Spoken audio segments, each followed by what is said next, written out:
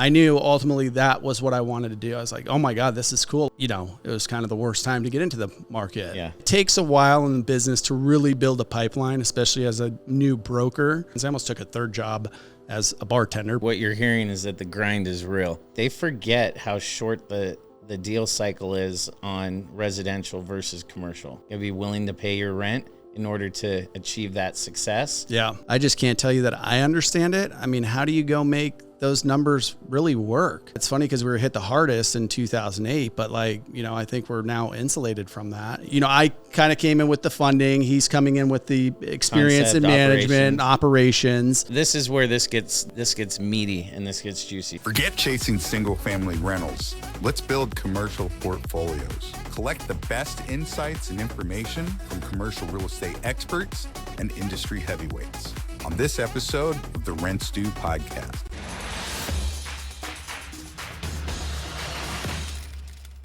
Today on the Rents Due podcast, I'm joined by my friend Bryan Babits, a leading retail broker with Western Retail here in Phoenix, Arizona. Bryan has built a reputation for connecting the right tenants with the right locations and bringing value to every deal. We'll dig into his insights on the retail market, what's driving success in today's environment, and how he got started in commercial real estate. So get your popcorn ready, grab a seat, glue yourself to it, because rent is due. Bryan, welcome. Yeah, well, thanks for having me. What's up, buddy? I don't know that I feel worthy enough being here compared to everybody else that you've had on the podcast, but happy to be here nonetheless. Well, you did your homework. You listened to a couple episodes before coming on here. Yep. What'd you think?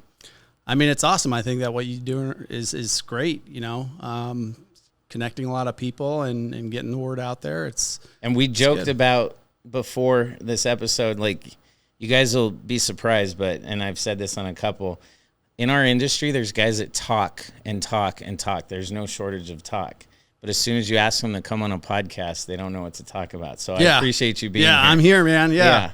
Here to help answer any questions I can. Yeah, so for you guys, like I said in the intro here, Bryan and I go way back. I mean, we're 15, 20 years back. Yeah. Both started running around trying to do deals together as brokers here in Phoenix in the market, sharing information, and you want to work with guys that you know. So what I'm really impressed with, Bryan and I kind of went our separate ways for a little while, and as soon as we connected, it was back at it. Yeah. So how did you get started? Share with our audience, a lot of people that maybe want to figure out how to break into commercial real estate on the deal side, or how to start investing. How'd you get started?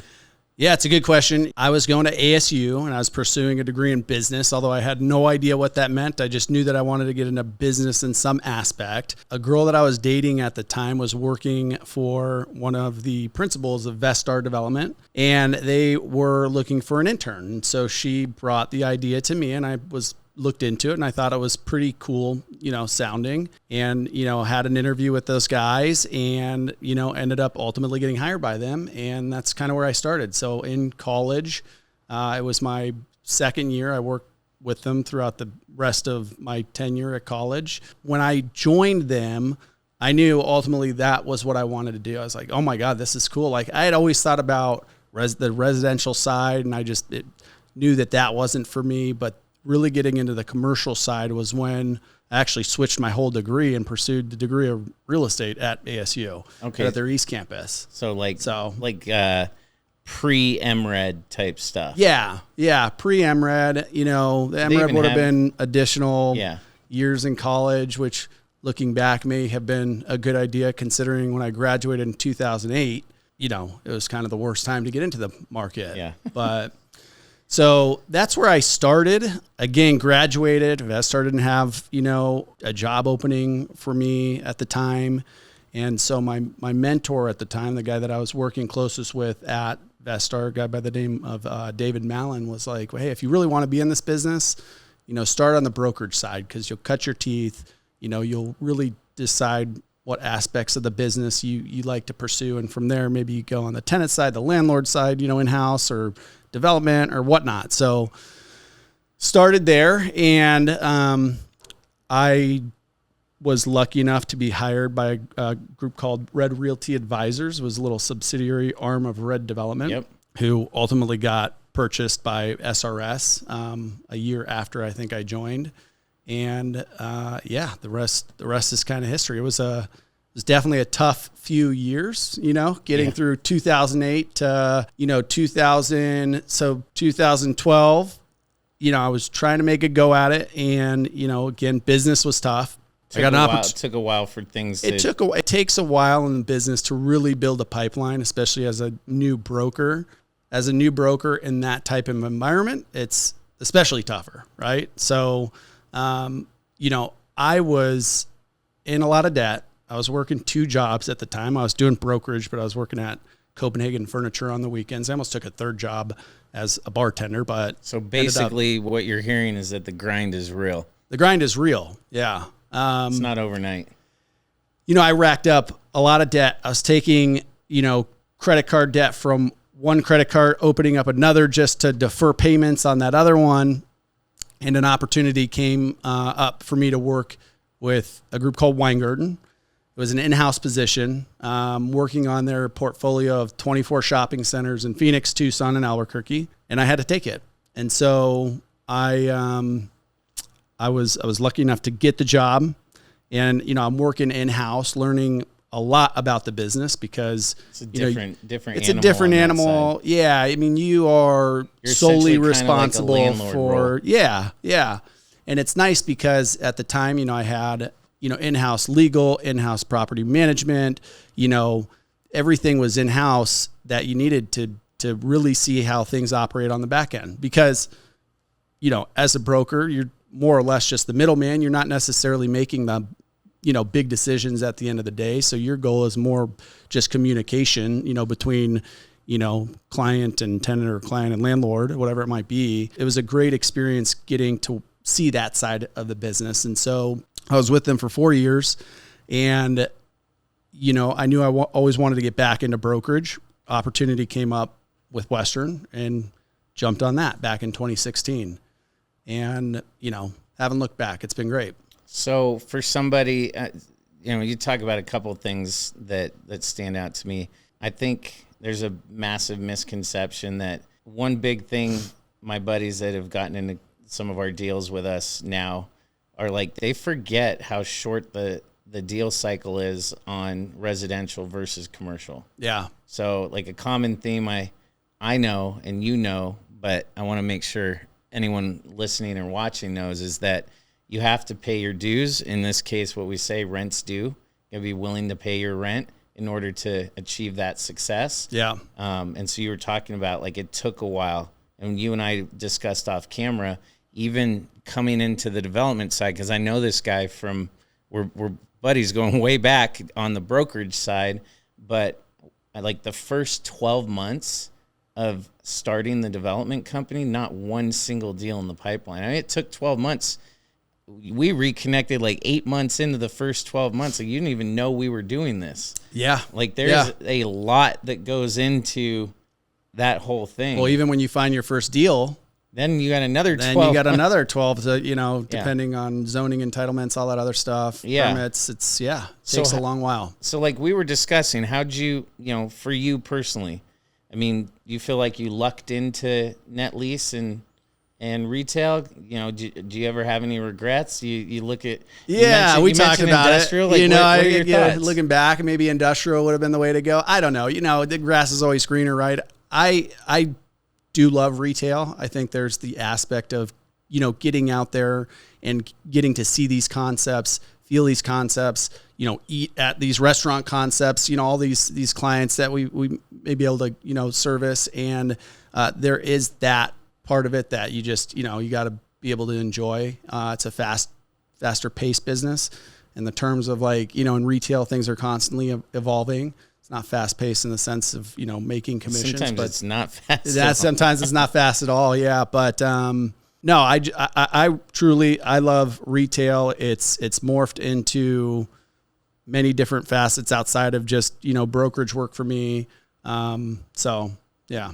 You ever, do you take an interest in like industrial? Cause you brought that up. I mean, is that something that you would like to dabble in, like from an investment standpoint? Maybe from an investment standpoint, yeah. I don't know enough about it. Yeah, that's usually the thing that. You know, we talk about this all the time. I mean, we got 5 asset classes in commercial real estate. Yeah, and I would say you put multifamily on one end and you put retail on the other, and they're about as far away as can be from each other. Totally. So I have zero, and I say zero. I mean, I would don't get me wrong, I'd do a multifamily deal, but I wouldn't be the one running it. So like we have a development partner, a guy we're buddies with named Jerome Maldonado. I trust Jerome, and I do a multifamily deal with him, but I don't bug me with it. Yeah, I mean, tenants and toilets are not my thing.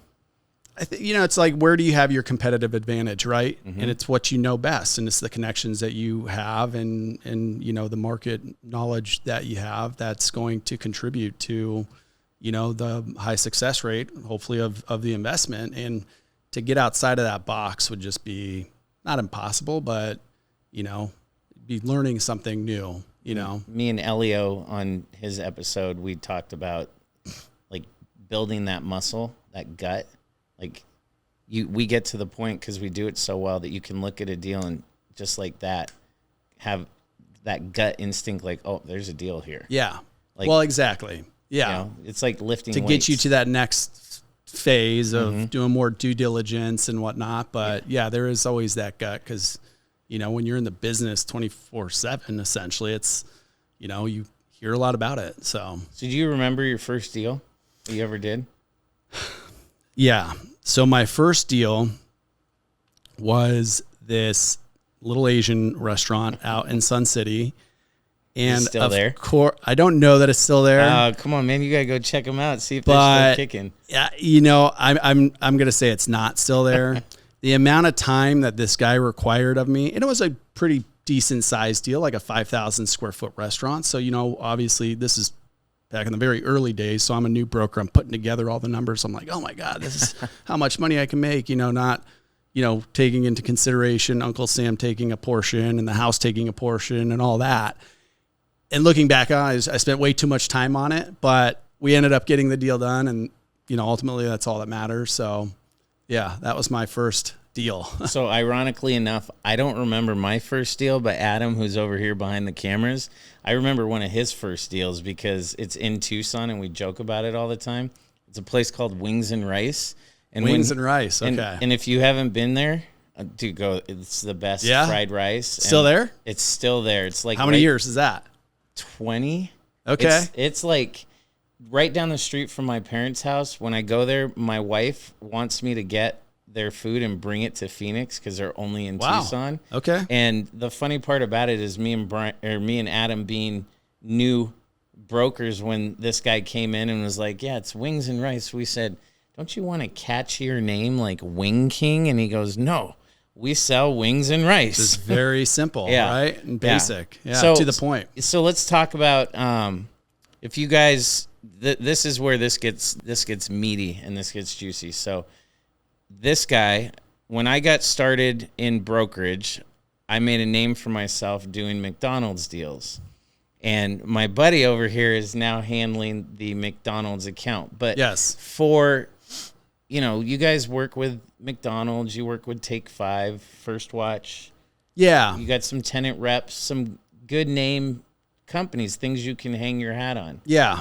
How do you, how's someone go about, like, what'd you do? Anything special? Like, what advice would you give a young broker or, somebody that wants to do a deal with those tenants? Because you and I both know you don't just pick up the phone and call McDonald's and say, hey, guys, I got a deal for you. I mean, if it does happen, it's like the sun shines on a dog's butt every once in a while. Well, I mean, absolutely, and that's kind of how the Take 5 Oil account came along to me, was just picking up the phone and calling. It was funny. I saw they were advertising on Facebook, right? For new stores coming. For just Take 5 Oil. They weren't necessarily making any announcements. Gotcha. And I'm like, why am I seeing this on my Facebook? These guys aren't even in the state yet, but yet here I'm seeing they have algorithms. Obviously, they're paying for. They're spending money on it. So You knew they were coming. I reached out to them. They were like, yep, we plan on being in the market in 3 months. Would love to get together. If you could help us find sites, that'd be great. And this was back in 2019. We dug up probably, I don't know, some 50 some odd sites for them. They came to town. We toured. We started getting LOIs out. Together. Put the whole, real estate book together. COVID hit. I'm like, you got to be kidding me. This is my one big client of my career. And like, we have all these LOIs out. Of course they're going to pull out and wait, because that's what half the other, the other groups did. And they're like, no one needs to get out of their car to get they their said, oil. yeah, no, they're like, hey, no, we're full steam ahead. We're going to continue on. And I just thought every other week, I'm like, there's no way. Yeah, maybe it'll get all the way to committee approval and then it'll die. Sure enough, they continued on. I mean, we got some great corners in the valley for what you'd look at now, way below market rents. That's because they were the only ones chasing those corners at the time. Now you look at it, and COVID really propelled all the interest, for these pads, for these drive-through users. Kind of changed and now it's changed the dynamics of everything. I mean, you see it on, land pricing and construction costs, and, it becomes a little tougher to underwrite, some of these deals. But so in total done deals, you don't have to put anything not done, but like how many did that account bring you guys? How many have you gotten done? So we have, last time I checked, I think we've done over 35, 40 deals. Fantastic. Yeah. And this started in 2020. Started in 2020. That's a good account. Yeah. It's a great account. Yeah. That account led to the McDonald's account. Yeah, So helped you guys get in there. Yeah. And get your foot in the door. Driven Brands hires, a bunch of younger, hungrier guys who, are super motivated to go out there and do deals. And, our McDonald's rep came from Driven Brands. So he took that opportunity, and now we're working with him. And, it opened up a lot of other opportunities just outside of working with those two, groups into, representing landowners on pad sales or marketing pads for ground lease, or just, it opens up the doors to a lot of other. Validates and helps confirm your capability and your skills. And it's one of those things. It's a slow burn. Yes. That, over time, like it's like a snowball, right? Yeah. You roll a snowball down a hill and it just gains momentum, and,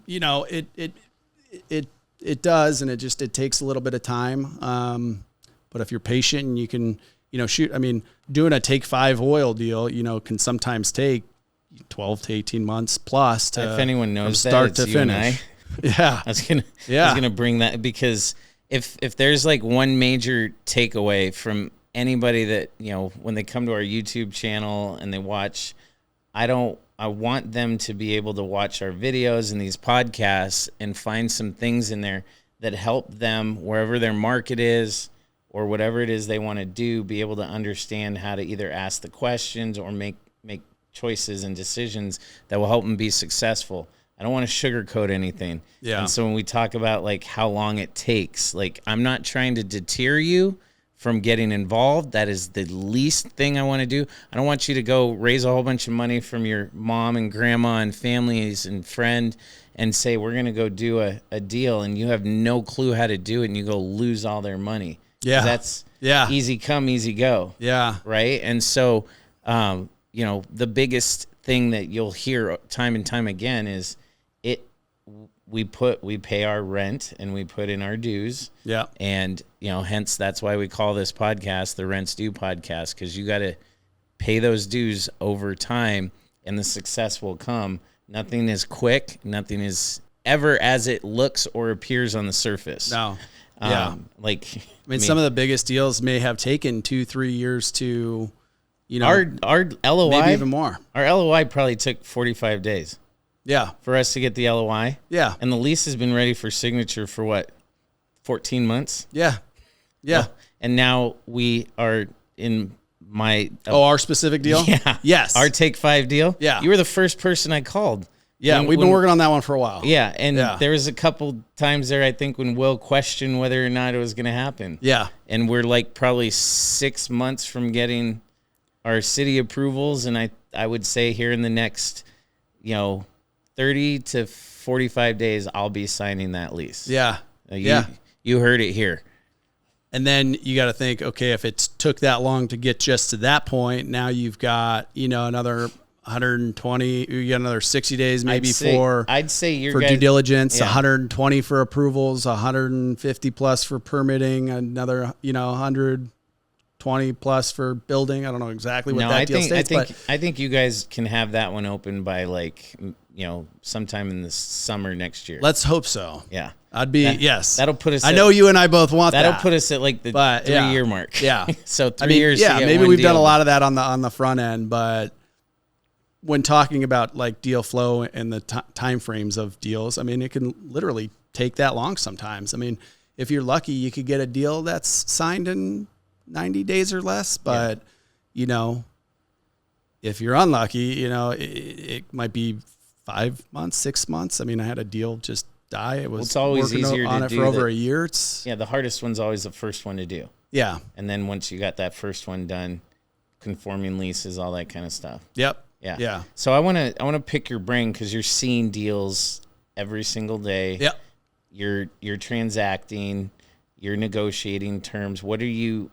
I know it's been an up and down roller coaster over the last year and a half. What's your sentiment right now in the marketplace?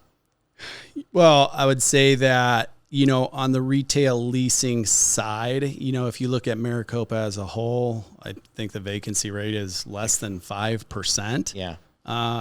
So depending on, the trade area, right? If you got a well-placed shopping center and you get a vacancy, you may have multiple offers in on that vacancy, right? Because you do a lot of landlord and the tenant side, so you're seeing both. Seeing a little bit of both, yeah. That's on, more the landlord side, those who own commercial properties. And then on the tenant side, if you're seeking out these pads, it's tough. It can be tough to find opportunities just because, that game right now is so hot with, really the coffee players who've pushed it, but, all these QSR guys, the chicken guys. Isn't it crazy? We have a full chicken category and the coffee has created another category just in drinks, energy drinks. Can't tell you I understand it, but what do you think sales are telling otherwise? Fundamental wise, do you in your personal opinion, do you feel like we're good? We haven't overbuilt because obviously here in Phoenix we've got a huge population influx coming in, but when you see the landlord side, less than 5%, that's incredible, but it also starts to push rents up. So from the tenant side, do you feel like we're still in balance? Do you think fundamentals are getting a little skewed? I think fundamentals are definitely getting skewed on some of this newer development stuff. Where you're seeing, rents being pushed to 55 plus a square foot. I just can't tell you that for shops. Yeah. I just can't tell you that I understand it. How do you go make those numbers really work? You could go into a center in Scottsdale where they're still in the $35 range. I'm underwriting our new construction at 45. And that's not bad. 45 is the new normal. Because I know it's at 55, I'm underwriting at 45. There you go, yeah. With a $50 TI. Yeah. But look, tenants are paying these rents. Keep that in mind for some other shop tenants on Chandler and Cooper. Yeah. No, I will. Yeah, for sure. Shameless plug. But it's just how it's okay. Okay. It's great that you get the deal signed up, but how viable is their business going to be? Do some underwriting. If their average sales are X and they're being charged, a rent to sales threshold of 10% or more, it's I don't know. It's a little questionable, but time will tell. Makes you worry about who's holding it when the music stops. Yes, exactly. And I think that says it all right there, because I think most of these merchant developers come in, they build it, they stabilize it, and if tenants start to fail 2-3 years, they will have sold it and moved on. But so going back to your tenants, you guys have regular calls, you talk to them. So, from kind of obviously without giving away any secret sauce, what kind of things can you share that you're hearing sentiment wise from the retailers and the tenants, when you guys have your conversation, do they express concerns? Do they tell you, like, they obviously the two types of tenants you're working with, they're needle movers. So like McDonald's did this whole change their format and their prototype, and now all of a sudden like the top 50 QSR list came out, and their average unit volumes were like 4 million plus for the first time. Like, I know they've gone through some hardships. So do you hear like any kind of cool market information? Like, nothing that I can speak to specifically. I mean, some of our tenants are going gangbusters, looking to expand by multiple units. Others are going through some pain points, but whether you're regional or a corporate driven tenant, you're going to always be looking for deals. Yeah. Right. Like at the end of the day, if you're publicly traded company, for example, you're going to always need to profits is opening new stores. Yeah, you got to always continue to keep the spigot open and deal flow coming through. So, but what I'll tell you from a grander perspective is what we're hearing is there are a lot of groups are looking at Phoenix as a whole. Whether they're already here looking to come be new to the market. It's almost like we're insulated to a little bit. We're a little insulated. Yeah. It's funny because we were hit the hardest in 2008, but I think we're now insulated from that, mass. Because of all the housing growth. Yeah. All the housing growth. Weather's nice. In migration and. We just need to plant more plants on our projects and keep the temperatures down. Yes. Yeah, exactly. I know it's hot here for sure, but people are looking past that, right? Our cost of living's definitely gone up since living here for as long as I have. And and you're doing some deals you mentioned outside. So you're hitting all angles, like, landlord side, tenant side, doing some investment stuff on your own. Yeah. Yeah. So you feel good about the direction we're heading. I do. I'm pro. I'm pro. Yes. I feel like some of the markets that were hit with interest rates, where things kind of slowed down. I feel like over the last at least 6 months, there's I don't know if you follow like earnings and, CPI, all that kind of stuff, but I follow it. I repost it on our Instagram, like our stories. So if you're not following Hungry Investments on Instagram, make sure you give us a follow. You hit our stories. Yes, but I just told these guys all the, earnings reports came out, and everything beat projections. Yeah. Yeah. I think this week we have the inflation obviously was like 0.1% lower than what they anticipated. Yep.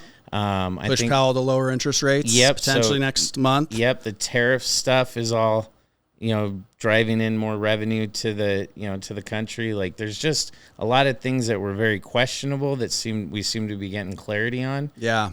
So, I'm bullish on the next at least 24, 36 months. Yeah, I am too. I'm very bullish on it. I think, given where we're at in Phoenix and everything else going on in the market, I definitely think, if he lowers interest rates, I do think that will open up a lot more opportunity back into the capital markets for, some of these single tenant, triple net properties that may have been sitting on the market for a little while. Well, and I think ultimately, if you go back to what they always say, you make your money when you buy it. You just have to be smart. Yeah. And if you encounter a seller that's not reasonable, you have to be willing to walk away from the deal. Yes. You can't just do a deal to do a deal. Can't do a deal to do a deal. Yeah. I know. So, all right. Turn that thing around. What is it called? Pasta Love? Pasta Love. What? Yeah. Show it to the camera. Yeah. What is Pasta Love? So Pasta Love is, I got together with a good buddy and client of mine. He owns 2 restaurants. One is Publico, and another is El Carbone Mexican Eatery in Gainey. And, for the longest time, I was just running around helping him try to find sites. And we came up with this concept because we thought, there aren't a whole lot of good Italian restaurants that do like the fast service, to go style. Yeah. And so we came up with a concept. We opened it on a former Dirty Dough up off Happy Valley on 19th Avenue. Really? And it's to go only. It's kind of kiosk model-ish. It's a kiosk model. At some point we might add seats because, some of the feedback is like people would like to come in for lunch and have a place to sit and get away from the office setting for a little while. So, we're learning as we go, but it's been super fun. Everything's made fresh in-house. All of our sauces, all of our noodles, got a gluten-free option there. We got a carb. You're breaking into the restaurant business. Yeah. In restaurateur, add that to the intro. It was one where, I kind of came in with the funding. He's coming in with the experience in management, operations. And so it's good dynamic between the two of us. And, we opened in February. Is it just one location? Just the one location. We're looking to grow. We're looking for our second location. Yeah. Where East Valley? No, I think we'd want to get into Scottsdale, kind of keep the stores a little closer together. We're developing an app, which we should be releasing in the next, I think, hopefully 2 weeks. Just need to get Apple and Google on board. But yeah, it's been fun. To be able to see kind of the internal workings of how that business is run really helps, I think, me as a broker, because a broker's still my job 99% of the day, right? I mean, this doesn't take a whole lot of time away from me. Some of the investments that we've got involved in doesn't take that much time. It's just, I got to connect you with my buddy Tom. Misitano.